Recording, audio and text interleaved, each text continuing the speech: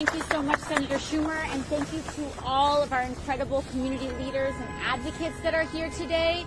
This day would not be happening without you all. It is our community leaders on the ground that sounded this early. I remember that first call with Saida, and she said this is going to be something that we're going to have to work on and get rapid response on. And so I'm very excited to say that that today is the day. The hotline is open. And because that hotline is open, you can call into FEMA and you can start this process today. Now, we know here in New York how tough those early days were.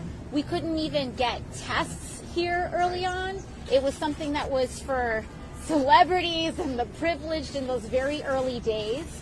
And so we have been, Senator Schumer and I have been working with FEMA. We've been on the phone trying to get as flexible and accommodating circumstances as possible. Right. So here's what families need to know. Your loved one should have COVID on their death certificate, anywhere listed on their death certificate, either as the primary or contributing cause of death. In those early days, though, we know that so many people, we didn't know what was COVID and what wasn't. And so there are several options available here.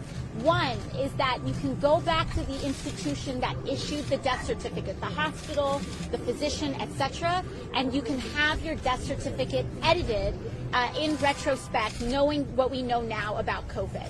So if your loved one's death certificate does not have COVID listed, you can have it put in.